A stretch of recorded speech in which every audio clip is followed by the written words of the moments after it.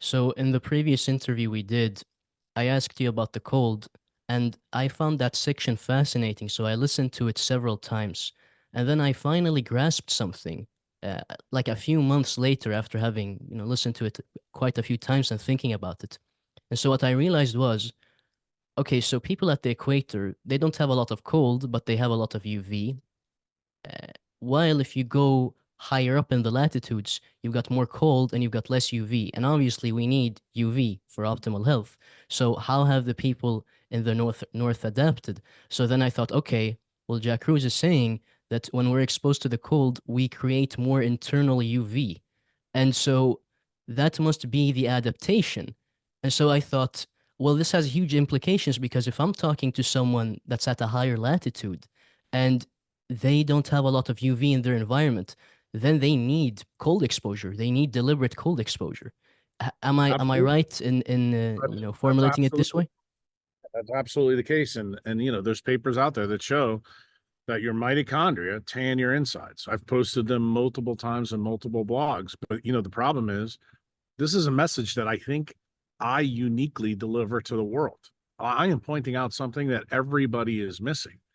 And cold has a huge impact on the biophotons that mitochondria release. The problem is I don't have a photomultiplier to prove to you that I'm absolutely right.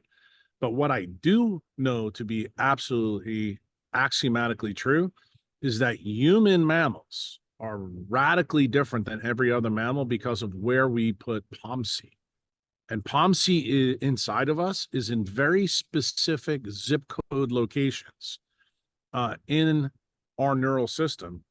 And that is definitely done by design. And it's the irony is it's not done by genetics. It's actually, I guess we could say it is done by genetics because POMC is a gene. But when you realize that POMC is the only human gene that can be translated by UV light, that that should really open people's eyes that why do we have this gene that only gets translated by light, but it's internal, where we know that UV light does not penetrate. So it immediately opens the question in your mind, which I tried to get Huberman to understand, but clearly he didn't want to go there. Do we make UV light inside? And then when you jump down the rabbit hole of Alexander Gurwitch and all the things that are in Roland Van Wyck's book, you find out that Jack Kruse's idea is not crazy. I mean, Fritz Popp is the first person on the planet in the 1960s that took every living cell, you name it, fungi, bacteria, the leaves on this tree, cells from us, every single cell emits extreme low frequency UV light. So when you see that for yourself, you go, is the mammalian body plan the way we teach it, in medicine? Does it have anything to say about this? And you find out it doesn't. Then you go, okay, that actually defines a nonlinear stimulus, meaning small little effect leads to massive amplifications. And I like to talk about this like before you hit the record button. We were talking about podcasting and why podcasting is important. So there's been many podcasts where I told people and use the example of what we just talked about, um, of cholesterol and vitamin D. It's not controversial. Everybody knows that cholesterol gets converted to vitamin D by 312 to 320 nanometer light. That is intuitive because they're thinking about the sun coming from outside in.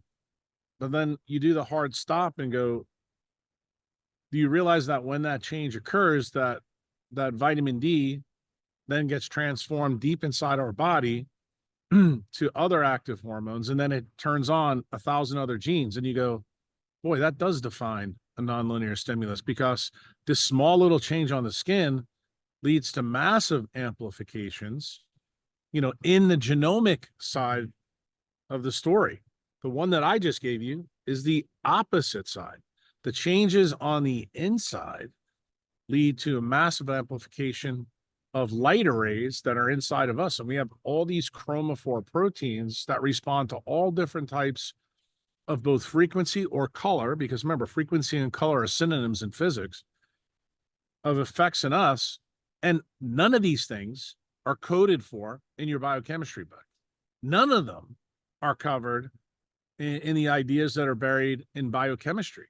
And This is the reason I have absolute disdain for people who are biochemists and for food gurus, because when you miss this proximal problem, you're always going to stay on the plane that it's about food and exercise.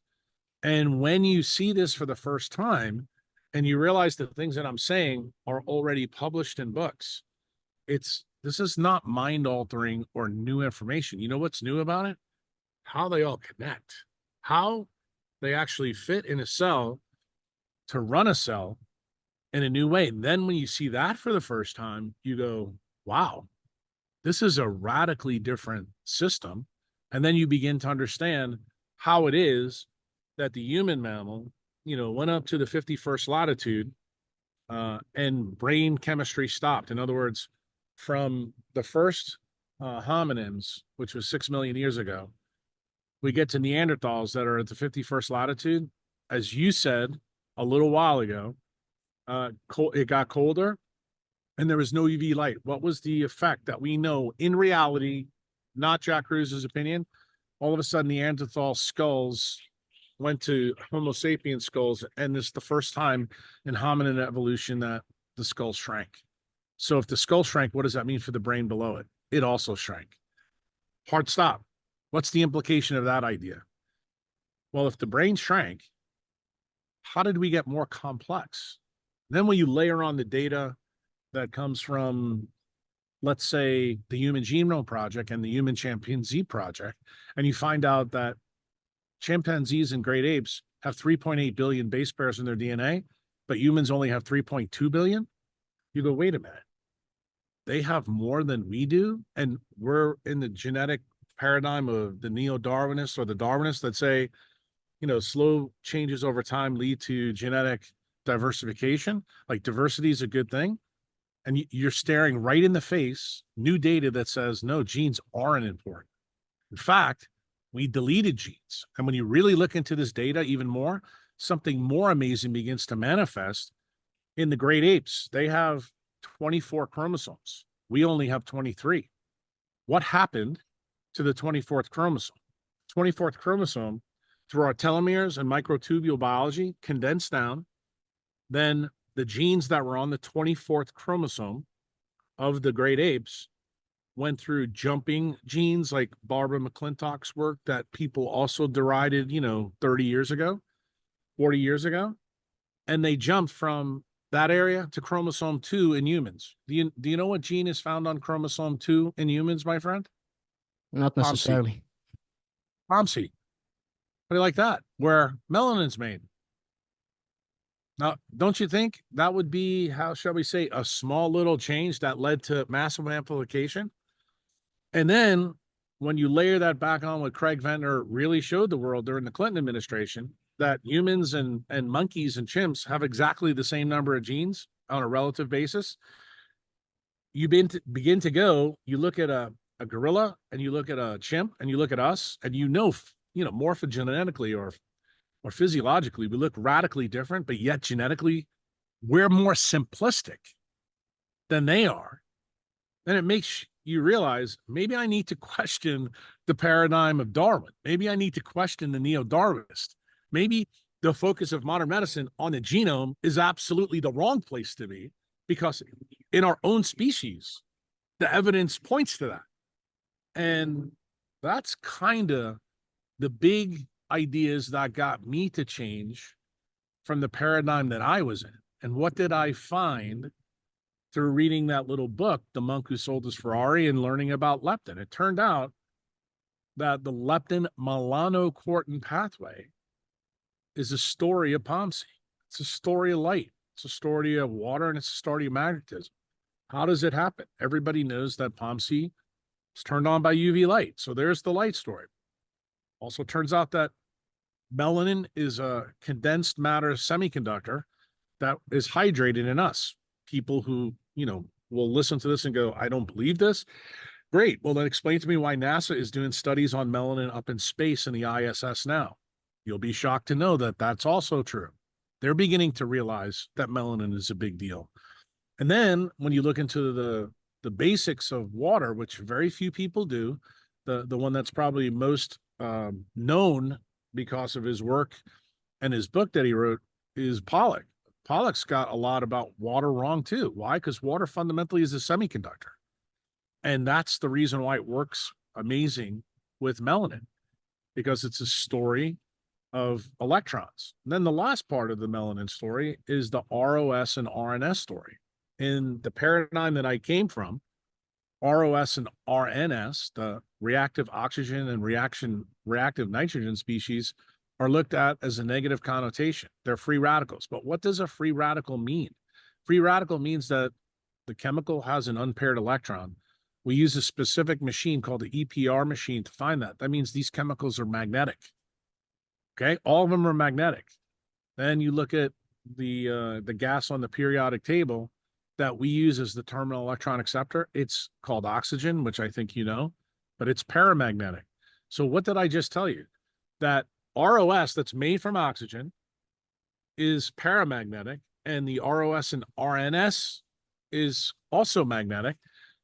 Now we have the story of light, water, and magnetism. Like, to me, when I talk about that, because I coined all these ideas 20 years ago, nobody asks where the light, water, and magnetism came from. And ironically, NASA also uses this for SETI to look for extraterrestrial life. Their basis is light, water, and magnetism as well. And it tells me that the people in NASA, the people that truly understand physics, are beginning to understand some of the story that I'm developing here on Earth. And to be quite frank with you, my focus isn't on other spaceship planets like Elon Musk. My focus is on the artificial intelligence that lives on the surface of this planet called humans. We truly are the AI. It's not the technology we're building. The technology that's considered AI right now, that's silicon-based or graphene-based without water, that is basically algorithms that do things faster than our brain, but it has no innate intelligence. It only does what we tell it to do. It turns out that us and the children we have will be the alien intelligence that run these platforms. And that to me is very, very interesting. That to me, that perception that I have is very foreign to what you hear from the longevity people and the technologists.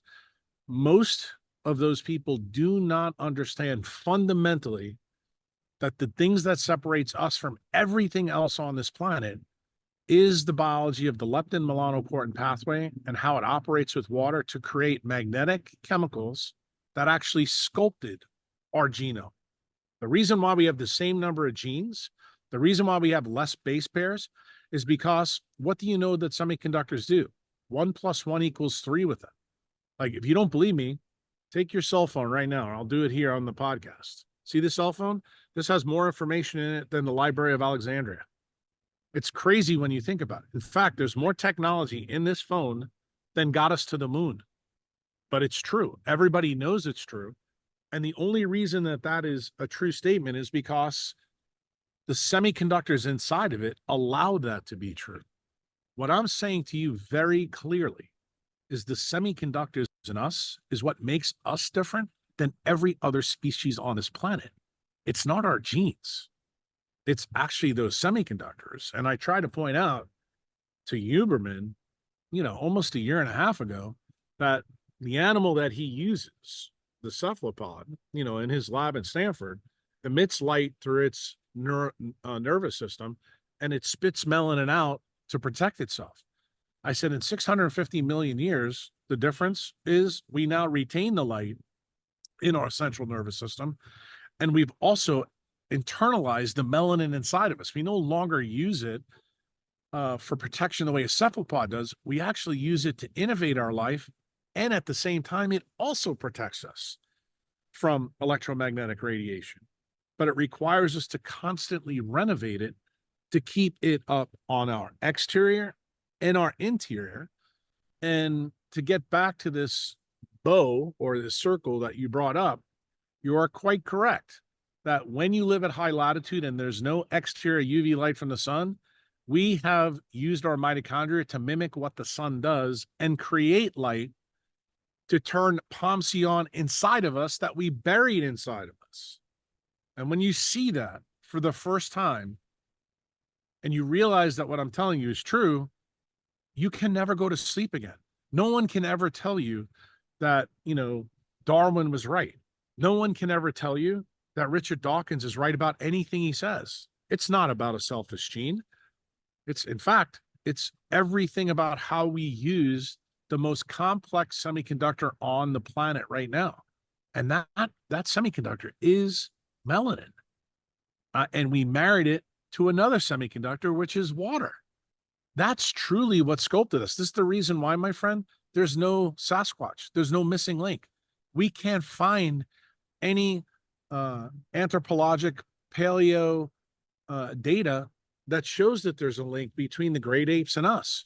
But the one thing we do know is that the hominid brain quadrupled in size in 6 million years. And then all of a sudden, when the last hominid got to the Valley of Neanderthal in Germany, all of a sudden something happened. They vanished. But yet we still have 3% of their, genome buried some inside of us, and no one has an answer for that story. And in the first 15 or 20 minutes of this podcast, I just told you what the answer is. And that answer is incredulous. It is the greatest story never told. I actually said that to Rick and Huberman. And to me, I think it's an amazing story. I think it's the story that everybody should be talking about, because the implications of this, like, you could parse this out. And I just gave a talk here in El Salvador to the government and to a group of people called Palestra Society, where I pointed out to them, I said, do you know that Neanderthals and humans have something else that's in common? They had bigger brains than us, but they had no culture. They had no language. They had no creative output in terms of artwork, but they had bigger brains than us. It turned out when they got to high latitudes, which you just said, that they began to die off. But the interesting happened. We find their bones inside of caves with animal skins they were wearing, and they used the first version of artificial light called fire. And what magically happened from 65,000 years to about 20,000 years is that artwork showed up on caves. Do you know why that's the case? Because when melanin degrades, what does it degrade into? Dopamine. So it infused the Neanderthal brain by thermodynamically getting rid of 125 grams of tissue, creating more dopamine and more melanin, and then magically humans took over the world.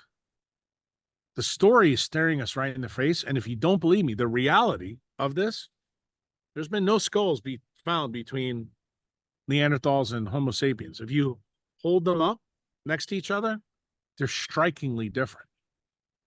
And then you have to marry that directly with, look at the genome of Neanderthals and look at the genome of us, and you'll notice what's the explanation? There's no explanation where Darwin or neo-Darwinists make any sense at all. And when nobody has a plausible theory, I just gave you one. You can fact check everything I tell you. And believe it or not, that insight came from me reading a book called The Monk Who Sold His Ferrari, a story that's a fable, not even true. But what did I do? I asked myself questions that I couldn't believe. When we started this podcast, before you hit the record button, you said, what makes a podcast a really good podcast? It's that you need to ask questions that put you on the edge of your seat. I'm telling you how I began this process as somebody you want to interview. I did the same thing. I actually read books and I'm like, this is almost unbelievable, because it breaks every single thing I've learned in biology, in high school, in medical school, and residency. If you think what I just told you in the first 20 minutes was ever in any textbook, you are absolutely out of your mind.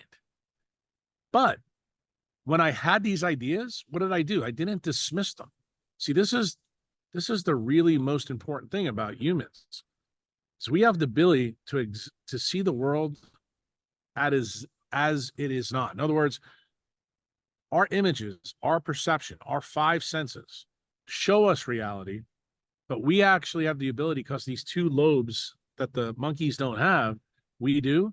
They allow us to envision a world that's different. In other words, it's a many worlds idea. The problem is you have to realize that these two frontal lobes, while they give you this magical ability, they also cause a big problem. They allow us to be blinded to the fact that modern technology, taken to an excess, is just like the chronicity of fluoridation of the water. It actually dumbs you down because you become more afflicted by the Dunning-Kruger moment, because you can't believe that something is so wonderful, a medium that we could do a podcast when you're in Sweden and I'm in El Salvador, that this could somehow hurt us if we use it to an excess. And it turns out that actually is true. Why? Because it turns out what's one of the things that tech abuse does? It degrades melanin on our exteriors and our interiors. And it also changes water chemistry. Why? Because our mitochondria make the water that melanin needs inside of us at cytochrome C oxidase. So the EMF that makes the most water actually is visible sunlight. And specifically, the two most important frequencies are purple and red, which is UV and infrared A. So when you see this totality of this picture, you start to go, wow, this is a really, really big deal. And then when you think about the funny guy with his hair in Bern, Switzerland, who came up with the most unparsimonious idea of all, that light can only be carried in matter through the use of electrons, through the photoelectric effect, that guy's Einstein, you begin to realize the main difference between baby humans and baby chimps is this. Baby humans are born with gobs of fat, an immature brain, and they have no ability physiologically that adult humans do. But chimps are born almost fully functional right from the get-go, and they're also very skinny. They have no subcutaneous fat. Then you remember that leptin is the fat, I should say the energy hormone that sits right below our skin where the sun hits. The other thing you should know, no matter what the race is, most babies are born with blue eyes. Why? Because they have no melanin in it. In other words, the baby needs to be in the environment to begin the process through POMC to change itself. And what happens? The light in the environment uses the fat. Why do we use the fat in the sub-Q space? Because it has 5 times more electrons in it than carbohydrates do. And what does that do? All those electrons cycle through, and it's designed to pick up the light from the environment. And what do? We sculpt the human brain with that. The answer is staring us right in the face when you look at a chimp and you look at a baby, but nobody sees the writing on the wall that I'm giving you right now. It's blatantly obvious. We have this almost the same genome. And when you begin to realize that the one real big change was the condensation of that 24th chromosome, and it jumped to chromosome number 2, boy, that should really make you jump out of your seat and go, I got to start questioning a lot of things that we believe. And to me, that's like the science that happened at the foot of Michelangelo's statue when I realized all this. And when I saw it, then I began to put the ideas down to paper, and then to see how all the disparate pieces fit, kind of like the Da Vinci Code at the end of the movie. And I tell people, I haven't discovered anything. All I've done is put the pieces together in the only way that makes sense. And that's exactly what Einstein did when he looked at the photoelectric effect. At the turn of the century, from the 1890s to 1905, the biggest conundrum in physics was the ultraviolet catastrophe. And we got that from Planck's lab, and we got it from Helmholtz's experiments, on light. No one could figure out actually how this worked. And, there's many people out there that listen to this podcast, and they have this cliche in their head. Well, everything is Occam's razor. If you can't explain it to a third grader, it's not true. Yet, when Einstein came up with his idea in 1905 that only the photoelectric effect can happen with light UV and above, and it doesn't happen with light below UV. This is the most unparsimonious idea that anybody could ever come up with. And what did Einstein famously say about how he came up with it? It's the only thing that made sense. And what am I telling you about the story I'm unleashing to you now? I know all the thermodynamic givens. I also know that when something shrinks, it gets more energy efficient. And it turns out deleting genes in a genome makes total sense from a quantum thermodynamics perspective, because if you have a hominid that gets to the 51st latitude, as you said in the beginning of this podcast, there's no UV light there. There's a lot of cold. So what did biology figure out? Okay, we have to delete the genome, shrink the brain on a relative basis. That means neuronal mass goes down, but the relative bases of water and melanin go up. And then what did we do? We internalized the melanin from the exterior to the interior because there was no UV light present. POMC wouldn't make it on the outside. But guess what? Our mitochondria, through metabolism, would make UV light. Therefore, we would be able to tan our insides. So what did that do? Tanning our insides made us much more complex. That is where humans came from. So from the stage in Palestra, I was very provocative in what I said. I said, whether you believe in God or evolution, I'm going to tell you they're both right, except they're both wrong in how they read the texts. Evolution does talk a lot about light, water, and magnetism, but everybody believes the evolutionary story that Darwin laid forth, that it's about small changes in the environment that lead to genetic changes. No, that's not true. Genesis and just about every religion that's out there, you name it, they always have a story of creation. That story is always based around light. That's also correct. But guess what? They're all wrong with the recipe, and how it happens is completely wrong. The recipe is what we're talking about right now. And the more you examine what I'm saying, the reason I punch people in the mouth is I'm waiting for somebody to be smart enough to come after this. Come tell me I'm wrong. You'll find when you try to fact check all these things about truly what's happened to our genome, truly what we know about skull size, what we know about brain size, what we know about our cognition. Remember, in the Neanderthal anthropology that we do know, there's no evidence that they had any creative potential. There's no evidence they had language. In fact, at the Palestra Society, because it was about culture and art, I told them that the first time we have evidence, what is really language? It's actually the first blockchain ever built. I showed a picture of the Sumerian alphabet that's carved in stone.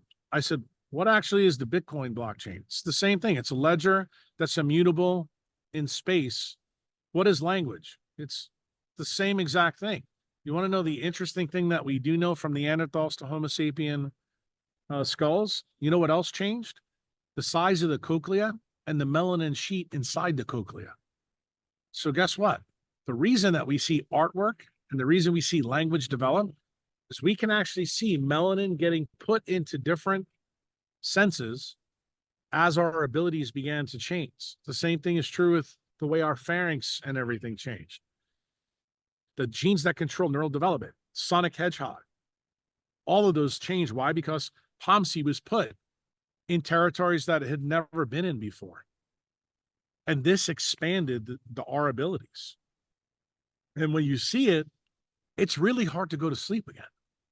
Then you sit down and go, since we missed the basic cornerstones of what makes us us, and we know that hearing changed at the same time Broca's area and Wernicke's area changed in our temporal lobes, then you begin to see, so this is the reason why language formed at the same time art creation formed.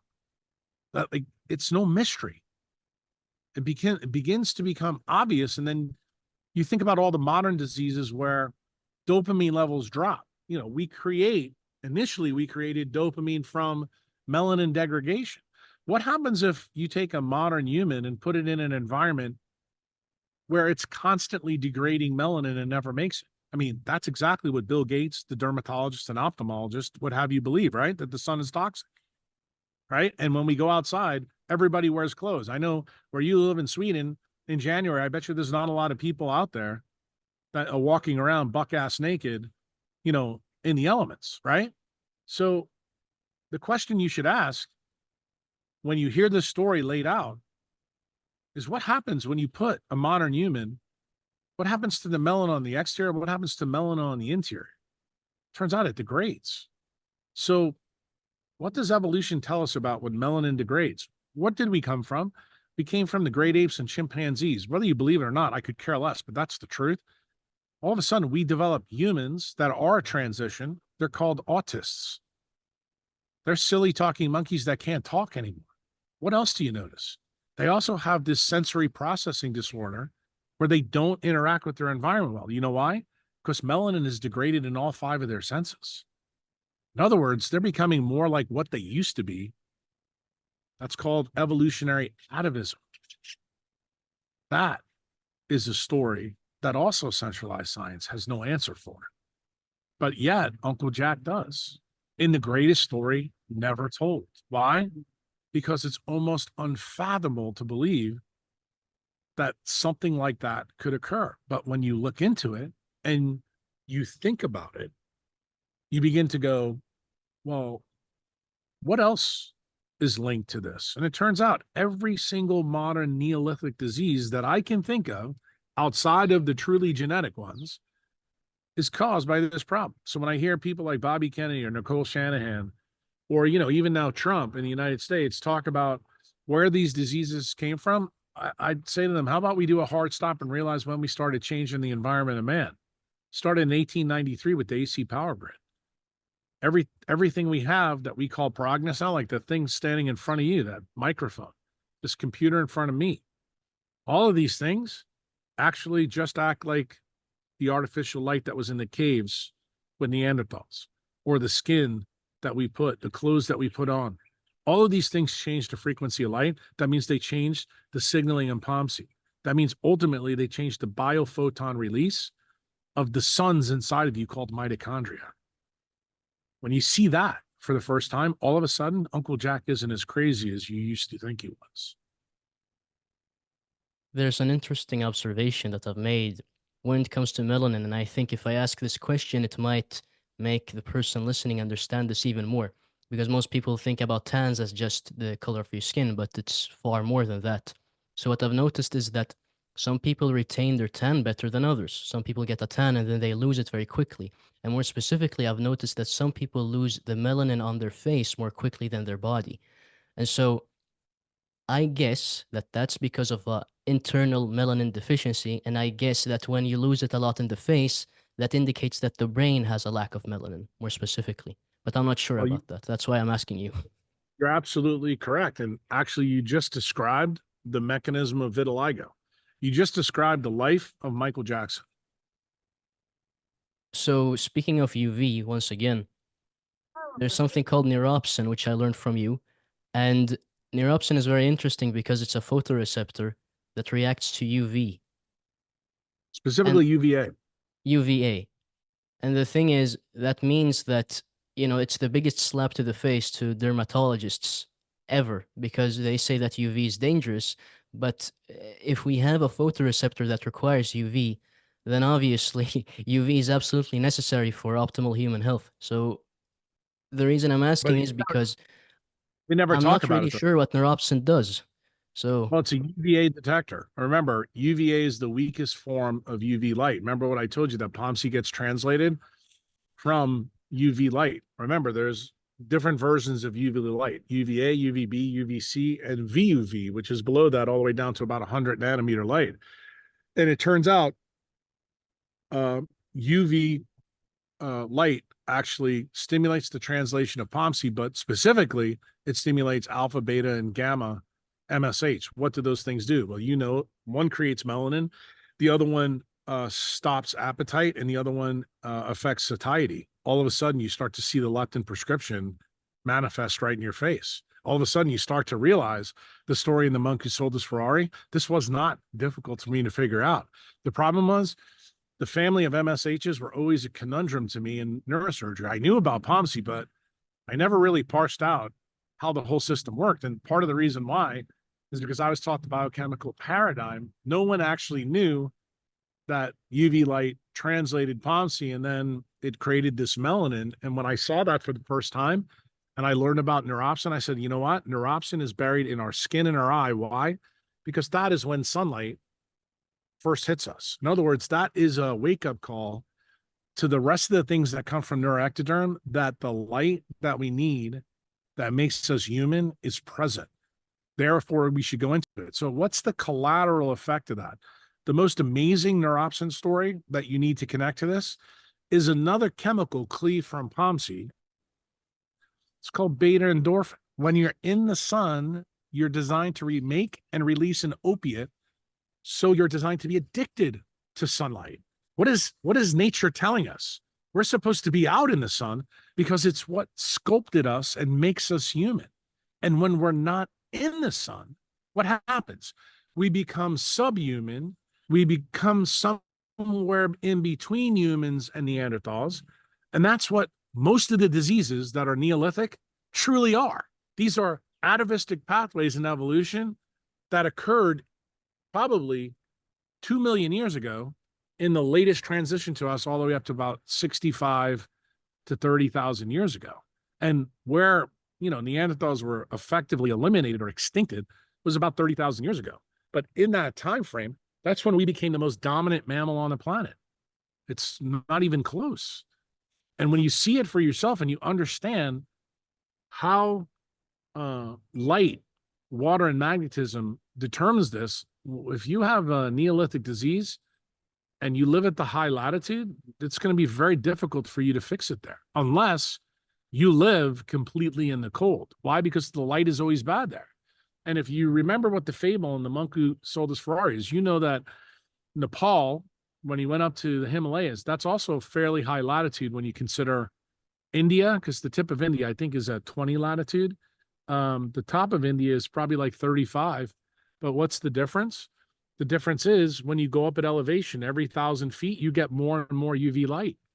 And this is the reason why he came back with a tan. It's also the reason why he was a nicer guy, because his dopamine levels were higher. It's also the reason why he lost weight, for what I just mentioned to you. And then I thought about, well, who lives in Nepal that has superhuman abilities? Oh, that's the Sherpas. I mean, they're 140 pounds, and they carry Europeans dying off the mountain who are not adapted to this environment.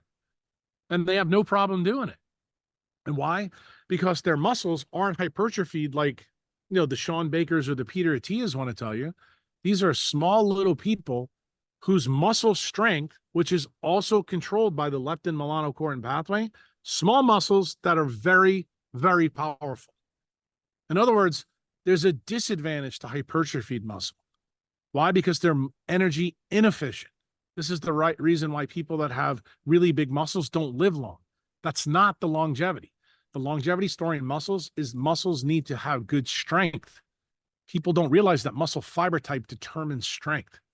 What controls that? Dopamine and melatonin. Oh, look at that.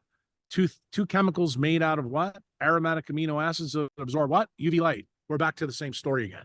Like everything you look about in longevity comes back to the story of UV light. Now let's do a hard stop.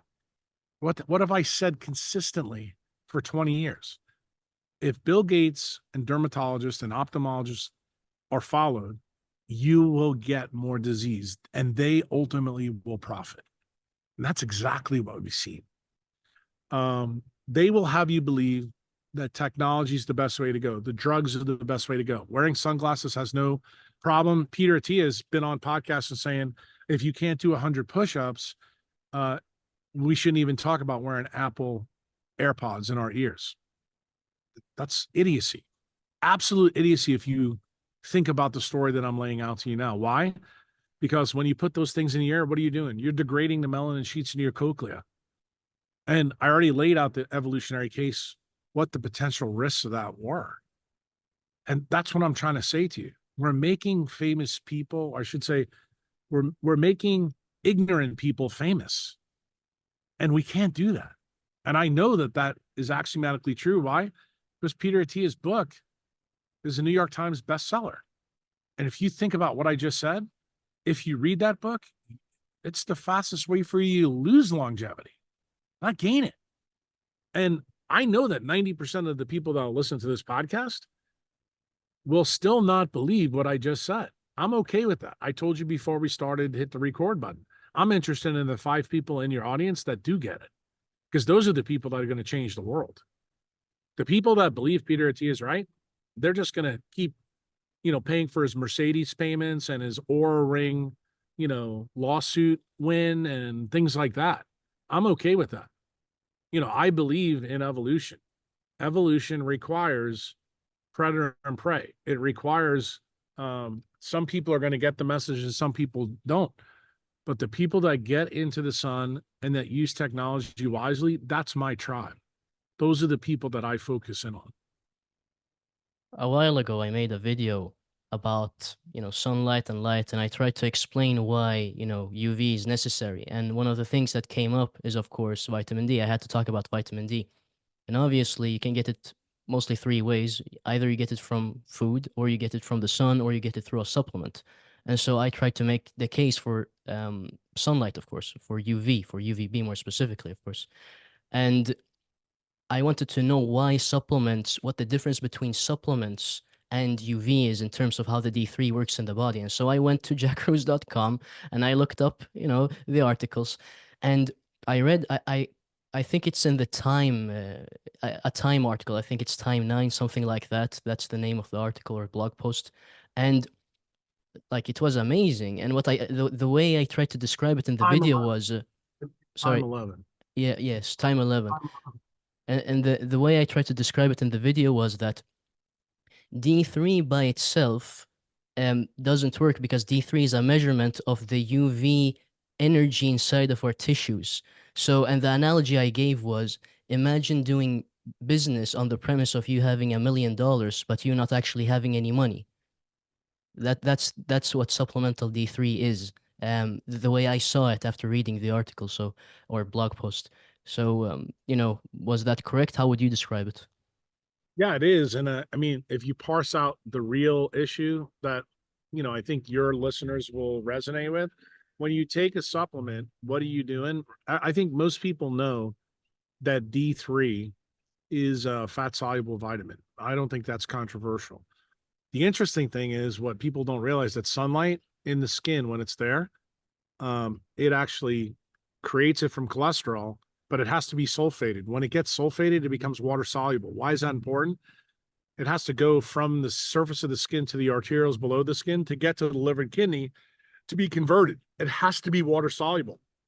When you take a vitamin D supplement, it's always in a seed oil or olive oil. When that happens, what does that do? What's the collateral effect? It increases triglycerides. It increases LDL cholesterol in our blood. That doesn't happen when we make it from sunlight. So in other words, the reason why these two things aren't equivalent, you can actually see the effect of our lipoproteins in our body. That actually has collateral effects. Now, even if we know that, can we still use that as a clinician for, say, patients that are in a bad situation who need it? Yes, but there's no replacement of making vitamin D through your skin. That's the way the system is built. And when you do that, you don't change the phospholipids that are in the story. And the crazy thing is vitamin D also has another effect. It has global effects. So I want you to think about this like zip code, or the electromagnetic force versus gravity. Gravity works at big scales. The electromagnetic force works at small scales. So it's a different in scales. In UV, most people know that vitamin D and nitric oxide are also made by UV light, but they don't realize that vitamin D works on the bigger scales because it affects the body all over, like the 1,000 genes we talked about. The nitric oxide works right in the local zip code it's created. So these are chemicals that are made by the same frequency of light, but they do radically different things. This is what defines the nonlinear stimulus idea that I need people to understand. And when you begin to see this, you see that vitamin D, when it's created, actually stays on the cholesterol backbone, almost like an apple stays on a tree, and it only releases into the blood system when the stimulus is right from light outside. That's the reason why vitamin D binding protein is important. It's the reason why we check all the different types of vitamin D. Why? Because 25 dihydroxy vitamin D, all it is a storage mechanism. It's not the real actor. The real actor is 125 dihydroxy vitamin D. And it turns out when you realize that the vitamin D made in our skin really doesn't do anything for us because it has to get processed in the kidney and liver to do things. Well, guess what? Does that happen when you take a pill? The answer is yes, but is it as efficient as when it happens in us? No, because the supplement is never sulfated, ever. It's not how it's created. And when you see it, you begin to go, so this is the reason why this could be a problem. Then the flip side is, what happens when we see people say live in a place like Los Angeles, they get their vitamin D checked and they make the assumption that their vitamin D level is going to be good because they have tan skin. Turns out that's not the case. Can you have tan skin and have a low vitamin D level? Yeah, when you live in a non-native EMF environment, because it turns out you can have tan skin, but it doesn't mean that the vitamin D that you create is getting to the target organs to be transferred to 125 properly.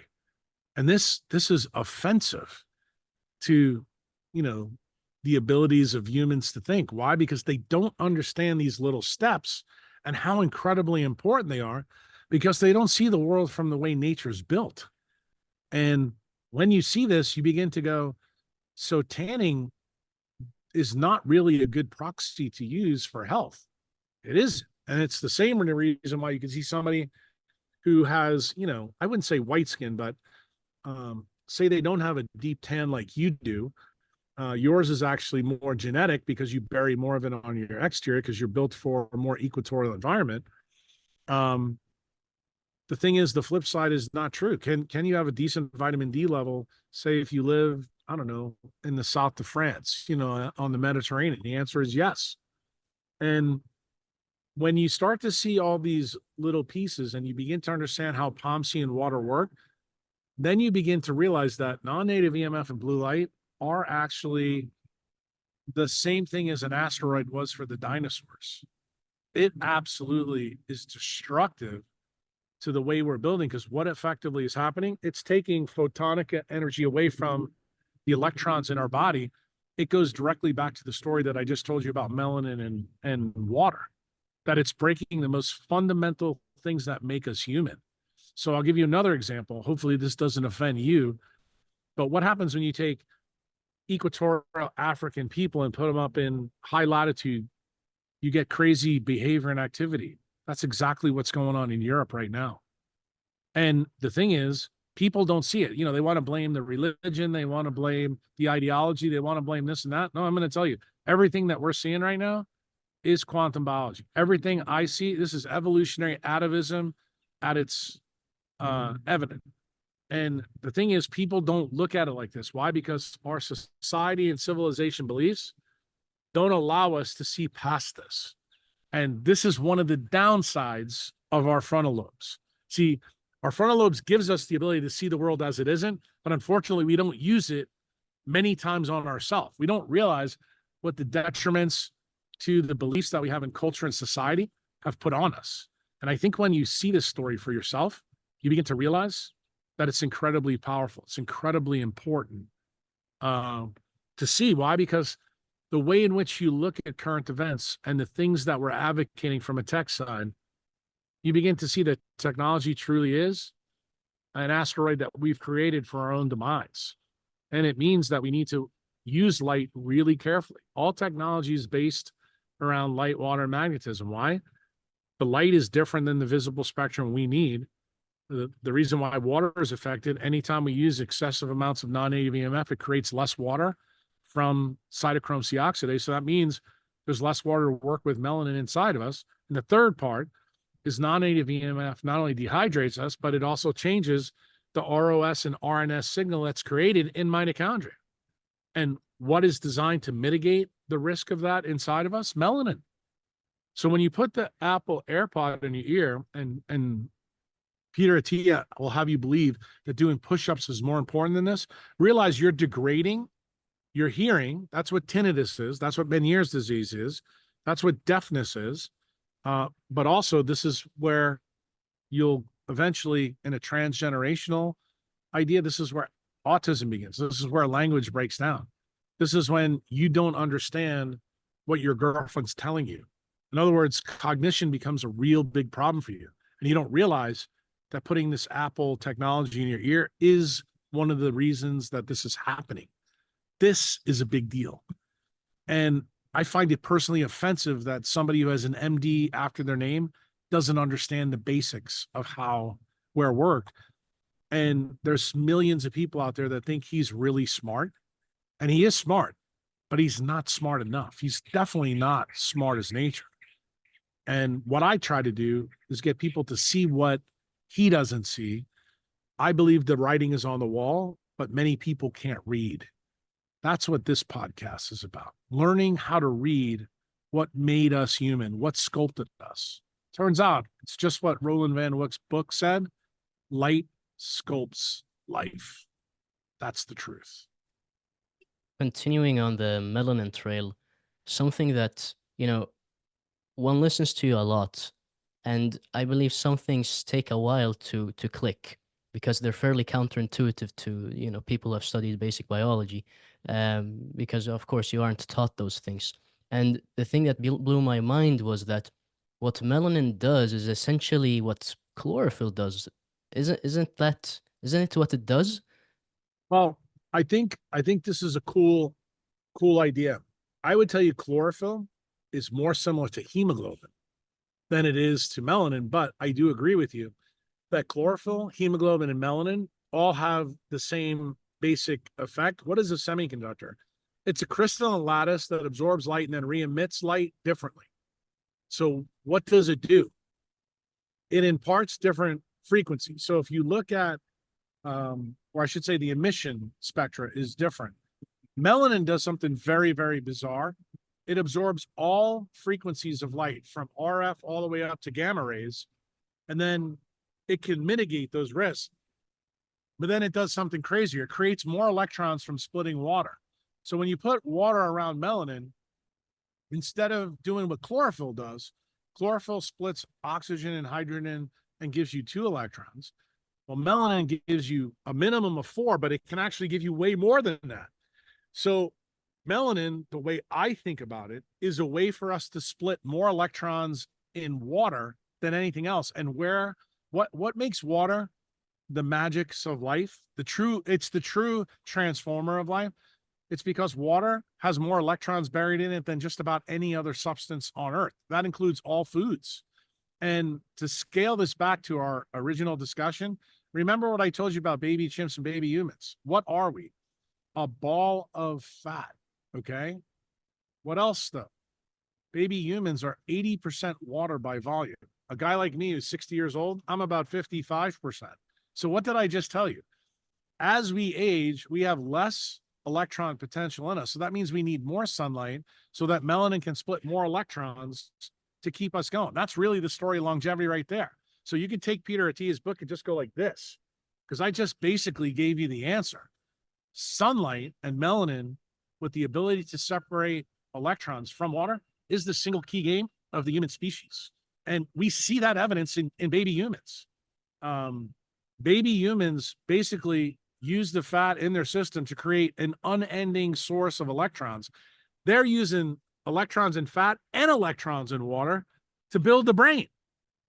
That's actually what they're doing the first 25 years of their life. That's what makes us so different than chimps. When chimps are born skinny with no fat stores and their brain is already fully formed, they don't have to worry about developing frontal lobes.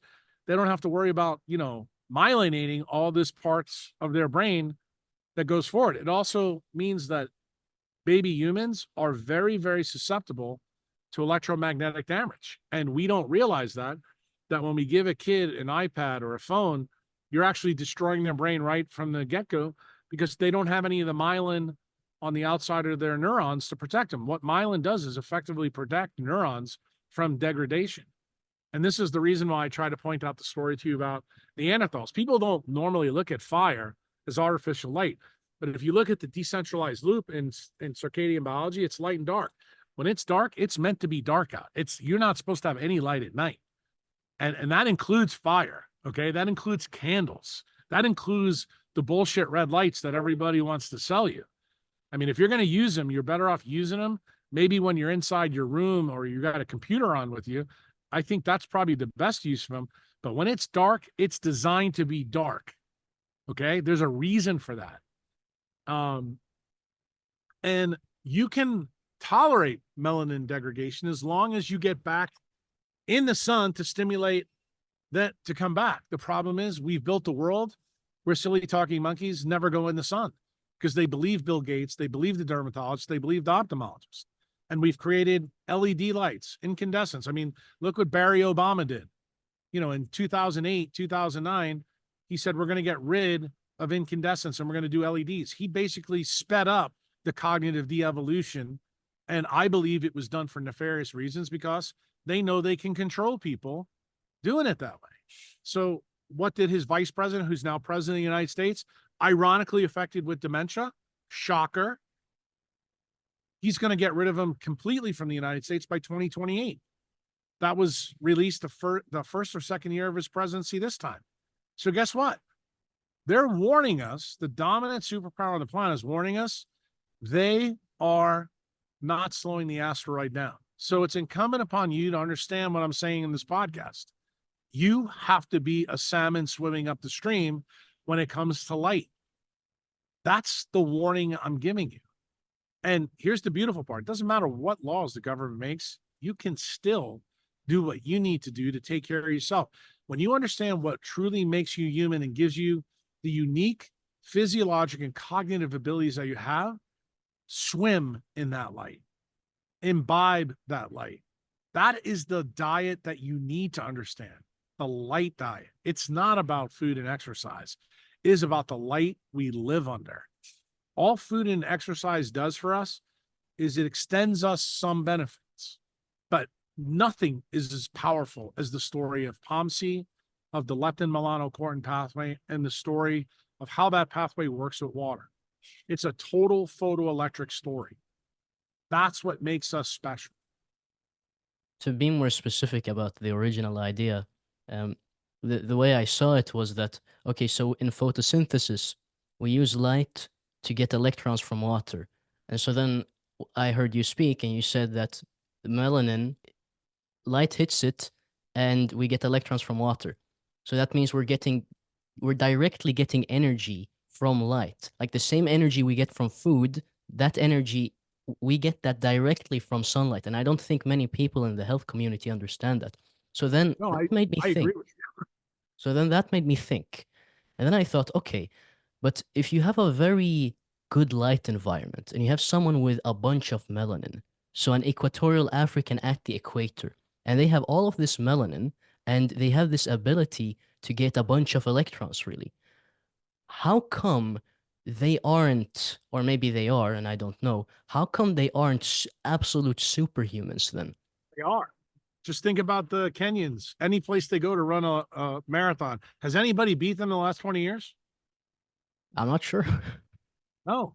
And just remember where they come from, Nairobi.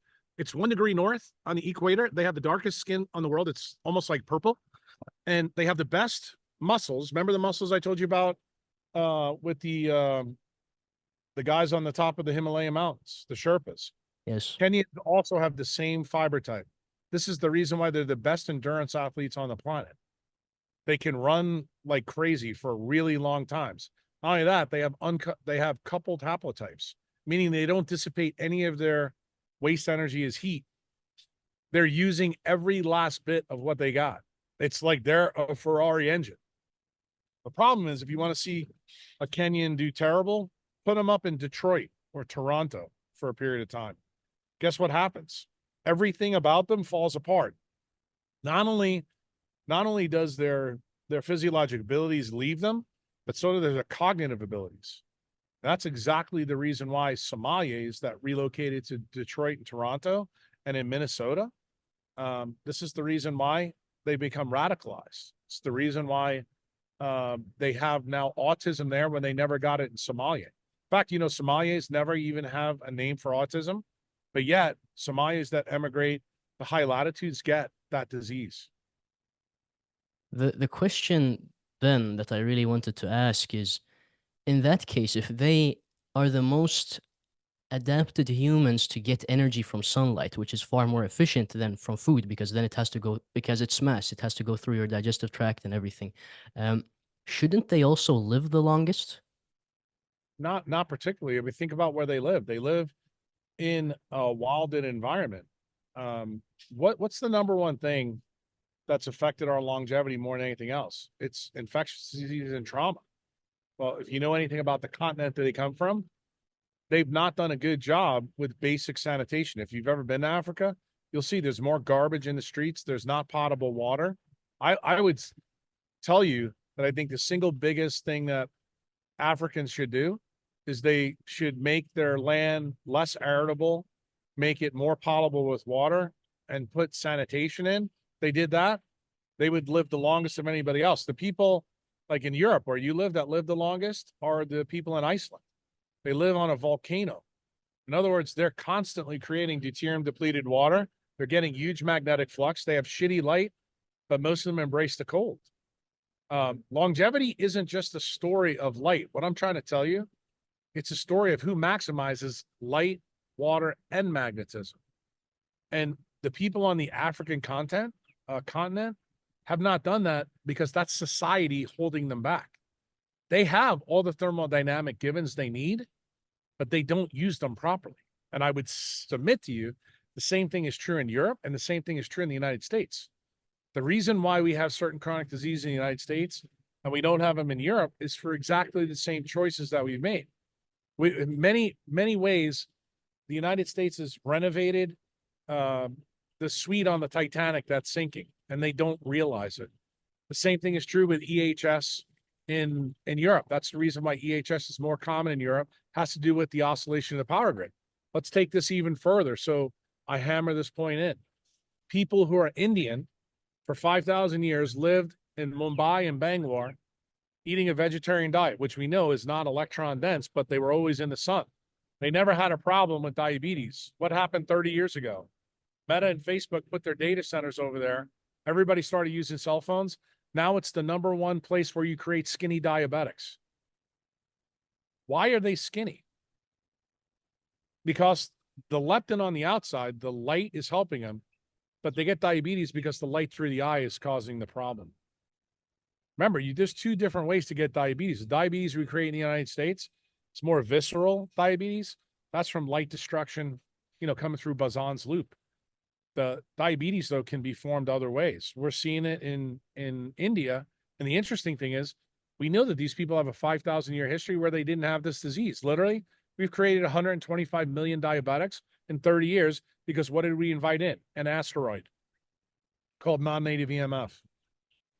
Blue light is what causes this problem. And it's no magical story. It's the story I laid out to Huberman and Rick. What else does non-native EMF do to POMC, to this magical gene that we've been talking about? Blue light stimulates blood glucose. You don't even have to eat to make blood glucose. The other chemical that's cleaved in this whole story is called CLIP. You go look at what CLIP does, it actually raises insulin levels up. So guess what? Now we have a mechanism where you can understand type 1, type 2, and the autoimmune version of diabetes. So it turns out even diabetes comes in different flavors. And this is also an atavistic effect. This is the reason why diabetics in the United States look different than diabetics in India. The disease is exactly the same, but what's the difference? The light that causes it and what system is being affected. Isn't that very similar to the story that I just told you about Neanderthals and humans and how we evolved? It is. Where you affect the semiconductor is the key. That's the whole thing. And all the pieces are there. The problem is this just isn't well known. No one's putting their resources, the monetary resources, to study the problem in this way. I'm aiming to change that with people like Nicole Shanahan and Bobby Kennedy. That's the reason I support them, because my view, out of every leader in the world besides Bukele and El Salvador, they are closest to understanding this perspective. So let me alter the previous question then. So if you have Equatorial Africans in the most optimal environment for them, would they then have the greatest potential for longevity? Yes. Not only that, I think the other people have greatest potential for longevity is actually uncoupled humans, say from where you live in Sweden, that move down to equatorial zones. You want to know the truth? I think the best longevity, if we ever get to study it, is going to be found inside the tropics. The problem is very few people these days live inside the tropics. Most of them live outside the tropics, subtropical to tundra zones. That's where most of the world lives. That's just the way civilization is developed. But the thing is, the people that live inside the tropics, if you look at the Tropic of Capricorn and Cancer, there's not a lot of well-developed nations inside that zone. But is that the zone, ironically, where the cradle of life is? Is that where we came from? It is. That's where the East African Rift Zone is, on the top of 3 tectonic plates. But guess what? Even that's been buried from us because of those frontal lobes in our head. We keep forgetting where we really come from.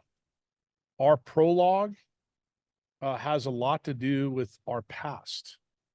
And this is the reason why I point out when you understand how POMC does and the chemicals that it gets cleaved to and how they affect mitochondrial biology and how they affect light creation inside of us, all of a sudden, magically, you see a different story. So if you do develop a chronic disease and you live at high latitude, what's the smartest answer you can make to get rid of it the fastest? Go to the tropics.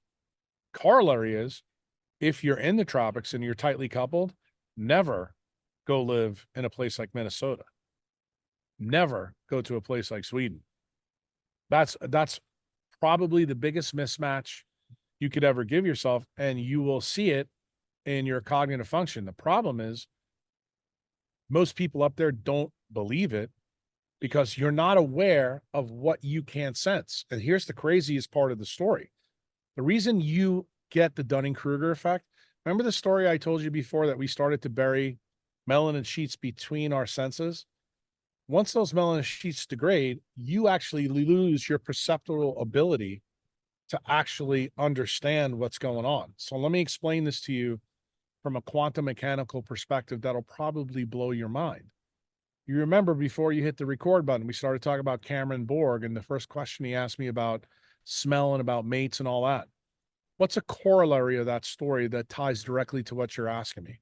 It's the story of plumeria. Plumeria are flowers that are very simple. When you look at the flower itself, they're not, intricate at all. Those flowers are bougainvillea, magnolia, or gardenias. I will submit to you that people who have a lack of melanin sheets in their sense organs think that those flowers smell better than people who don't. Just the sense of smell, you can tell about someone's melanin sheet. Here's the irony. Do I use the same test all the time in people that have TBI? I do, because they tend to lose their sense of smell and taste. Didn't that happen in COVID as well, my friend? Oh, yes, it did. So here's the irony. What do you know about plumeria? Plumeria are flowering plants that evolved as CO2 levels dropped. Hard stop. What is CO2 to plants compared to us? Because we did talk about chlorophyll. Isn't it that their prime energy source, right? They consume CO2, water, and sunlight to make them. Well, guess what? As CO2 levels have dropped, when primates evolved, CO2 levels were 1,000 parts per million in the world. That was 6 million years ago. Guess what? Plumeria also evolved right around that time. And what's happened? It's gone down from 1,000 to where it is today, around 400 parts per million. Those are flowers that became simplistic over those time frames because they didn't have as much CO2. So we even see the effect in flowers. And those flowers, the way in which they smell to different humans, actually tell us a quantum mechanical fact about melanin sheets. This shows you that our perceptual ability is affected by how much light is in the system. Your perception of reality is better when you have more electrons, when you have more light. Your perception is less when you don't. And this is the reason why many people don't realize why the paradigm of centralized medicine has been allowed to populate, because as we've dumbed down people, we've degraded their melanin sheets. So my message isn't as obvious. That's why you use the word counterintuitive early. I would actually tell you it's even evidence of my theory in evolution happening right in front of your face. That's amazing. Yeah, truly amazing. Earlier you talked about the tropics, and one of the questions I had prepared had to do with the magnetic flux and also the altitude in an area. I read the ubiquitination one, and my mind was blown. Previously, I had always wanted to, because of you and because of what's happening in El Salvador, I had been planning on, moving to El Salvador. That's, the main country I have in my mind. Uh, but then I saw Nepal and I went, oh, well, there are clear skies here. It's pretty peaceful. There are wonderful views. There's a lot of UV, and the rain season isn't as long. And then I thought, okay, well, everything's perfect here, right? Well, then I looked at the altitude and I thought, is that a problem? And then again, I read Ubiquitination 1 and I went, oh, okay, I can't move there. Let's go to El Salvador instead. And then another thing um, that I also remembered was that you've said that the magnetic flux in an area is really important for health. And quite frankly, I don't know how magnetic flux affects us. So I wanted to ask, well, it's kind of a two-sided question um, that really sells the idea of going to El Salvador. But how does the altitude affect us, and how does magnetic flux affect us, and why do we need great magnetic flux in the area? Um, That one's pretty simple.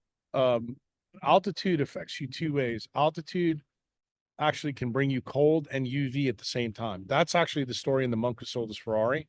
So if you decide you want to do that, that's great. The only thing you need to do is when you go to a place in like Nepal and you're at 20,000 feet, look to your left, look to your right. You know what you don't see? Trees. Remember, that means that the oxygen tensions are low. That's the downside of living at high altitude. So you're going to live in a hypoxic environment. What did I say to you? The story of longevity is all about. It's about making sure that you have the thermodynamic givens that give you life.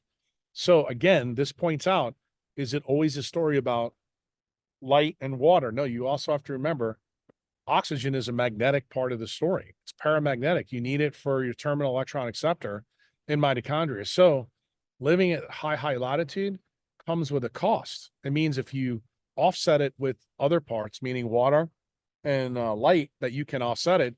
But is it likely going to lead to optimal longevity? The answer is no. Now flip this around. What happens if you live, say, where I am right now, 13th latitude, in the middle of a volcanic crater, about 4 or 5 miles from the Pacific Ocean, which you see behind me? That gives you optimal range. Why? Because if I was in New Orleans right now, where it's flat at the Gulf of Mexico, the temperature back home right now is 98 degrees with 98% humidity. Here in El Salvador right now, sitting under this tree in the morning sun, it's probably 85 degrees. Humidity is probably around 30%. And the oxygen tension is crazy. Just look at where I am. Those are bamboo. Look at the trees. These things are making, the tree right behind my head right there. That's a Conocasta tree. Creates a huge amount of oxygen. There's oxygen all over the place here. So what did I just tell you? The concoction that I'm in is actually better than all those places. And I'm at elevation, I would say, from where I am now, I'm probably up about 3 to 4,000 feet. But that's also the reason why it's cooler, even though I'm still getting, good UV light. So what have I done? I've maximized the three-legged stool of life. That's the reason I've chosen what I've chosen. That's predominantly the reason. And you have to maximize that. Magnetic flux, that's a story that I kind of related in some recent podcasts. During daytime, we're maximizing electric flux. That's the photoelectric effect. At nighttime, we're dealing with the magnetic flux that's present in light. What's the magnetic flux? That's the ROS and RNS story. What does that do? That controls timing of the metabolic pathways in us. So in other words, all those chemicals with one paired or unpaired single electrons, like nitric oxide, like superoxide, like hydrogen peroxide, they control the choices that our tissues make for glycolysis gluconeogenesis, the PPP, uh, the TCA cycle.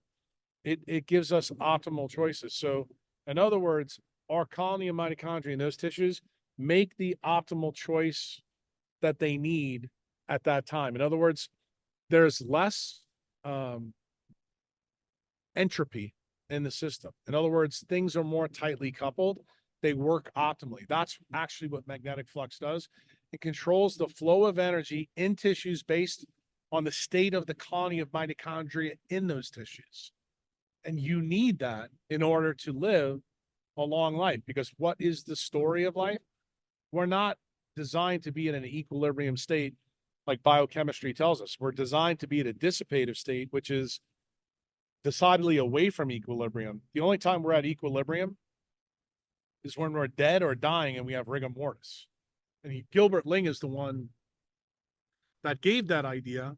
And the idea that we stay away from dynamic equilibrium was given by guys named Arenas and Perugin. Ilya Perugin won the Nobel Prize in 1977 for dissipative states. What is that basically in the idea around? Is that we're built at a non-equilibrium state. That's actually what life is designed to do. And how does that fundamentally work? By all the things that we just talked about. We pump as much photonic energy in us, we capture it with electrons, and we store it. We store it at the electronic and vibrational level. That's what actually makes us asymmetric beings. That's what makes us beings of light. POMC has allowed us with water, and we bury that capacity in water. That's why water is one of the batteries. And if you see this from a beautiful perspective, hopefully now, you begin to understand why melanin is so important, because sunlight the next day then takes that water that's filled with electrons and creates more electrons.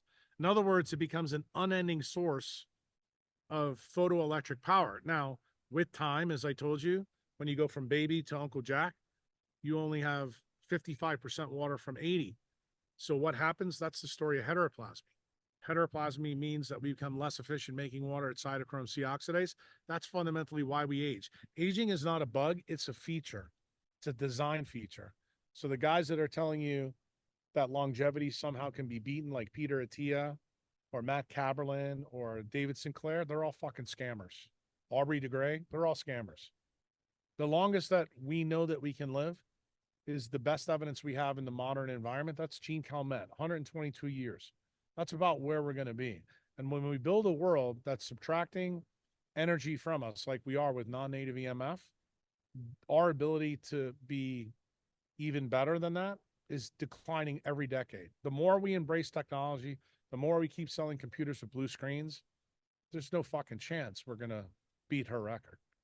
And it's obvious. The people that have the best chance of beating her record are the people that you talked about earlier, the people that live inside the tropics, that use technology wisely, that use more nature than anything else. We are designed to work around 1 octave of the electromagnetic spectrum. That octave is 250 to 760 light. That's what every single semiconductor in us is optimized to. And remember what I told you. Melanin absorbs all frequencies of the electromagnetic spectrum.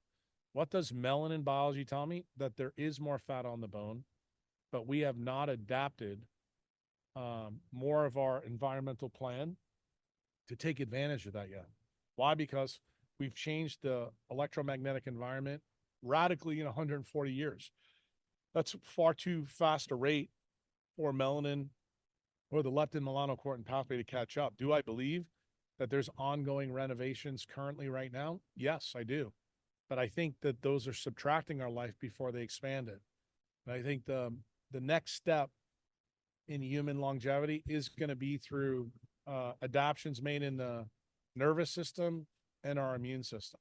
That's exactly what happened in the transition between Neanderthal to us, is that we took mitochondria out of our musculoskeletal system and we put it into our immune system in our brain.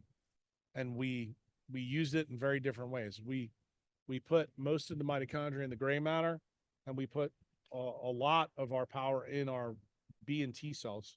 And this is part of the reason why humans are the one mammal that tend to develop autoimmune conditions where other animals don't. Why? Because they don't have this specialization, but we do.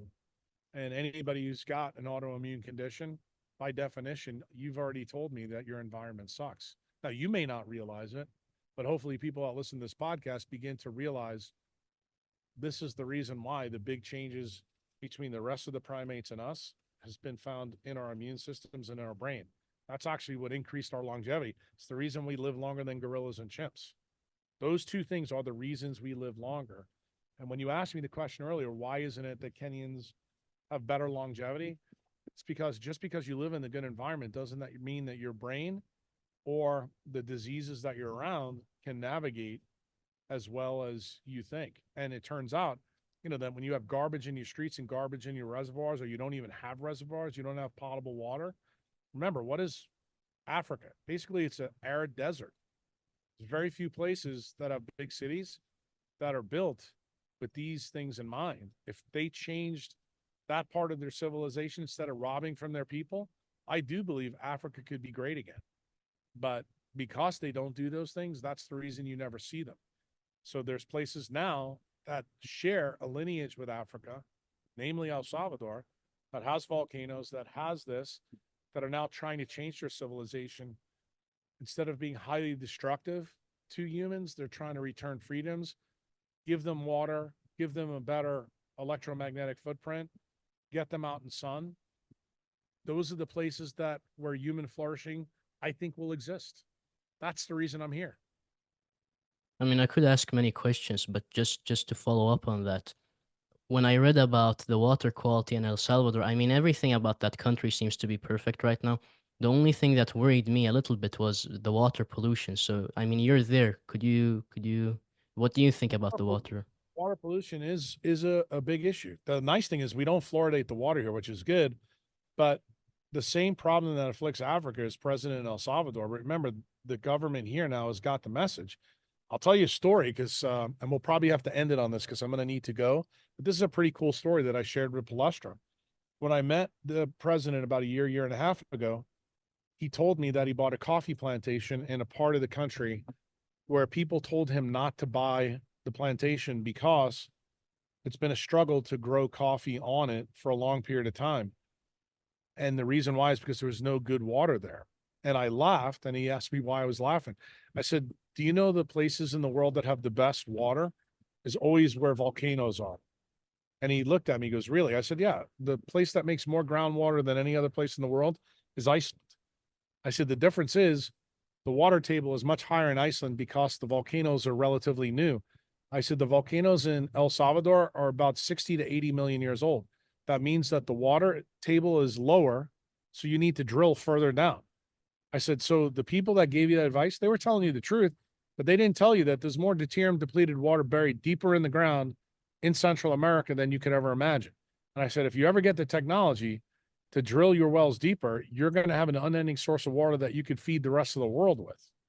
And he looked at me like I was crazy. I said, I'm not kidding you. I said, I went up to Metapan, and where the water comes out of the ground up there, this is at 8,000 feet. I have a friend named Giancarlo that also owns a coffee plantation on the side of a volcano. And I tested the water in the United States, and the deuterium level at that place was like 135 to 140. That shouldn't happen in equatorial zones just by the hydrology cycle. So what does that tell you? That water is created deep inside and affected by the volcanoes. So it told me to tell Bukele that maybe if you dig a little bit deeper, you'll find better water. So here we are a year and a half later. Now President Bukele has his new coffee out called the Bean of Fire. You can't even buy it in El Salvador yet, but you can buy it everywhere else. He's now using the water from deep in the ground to actually fix his own problem. So why is this important for the world to see? President Bukele wants to do something with sustainable farming. He wants to do something. I told him that if we can harness the water out of the deep layers of the ground, we could turn El Salvador into the Midwest of the United States, just like Thomas Jefferson did. People don't realize the big story of the Louisiana Purchase, why it became so valuable to the United States, is Napoleon didn't realize that there was huge aquifers in the ground there. And when Lewis and Clark set out after they bought it for $12 million from Napoleon, they sent a telegram back to Thomas Jefferson and said, you know what? If we can harvest the water out of the aquifers in Louisiana and Texas, I think you can turn this into a giant farmland. No truer words are ever spoken. So the same thing that happened in the United States is possible in a place like Central America. I'm going to tell you it's also possible in Africa. But you have to realize that politics, society, and civilization often put their heads in their asses. Turns out President Bukele actually listened to Crazy Jack. And guess what? He's beginning to see another side of quantum biology that also will help not only the people of El Salvador, but also the public health here. So while your point is correct, the surface water here isn't as good as I want it to be. I'm going to tell you it's better than it is in Sweden, better than in the United States. Why? Because it's not fluoridated. It doesn't have bromine in it. It doesn't have chloride in it. It's volcanic spring water. It's made from deep in the ground. Most of the surface water here comes from the rainy season, which we're in now. But the water that's buried deep underneath, this is the water that humanity needs. The problem is we just don't have the economic power yet to get to that water easily, except where it comes to the surface by the volcanoes. But I think Bitcoin's going to solve that problem for Bukele, because when Bitcoin takes off, he's going to be able to buy drills that you use to do deep water drilling, but do it on land to pull the water out of the ground. And then everybody's going to want to come here for the same water that they want from Iceland. Thank you, Jack. All right. Take care, my friend.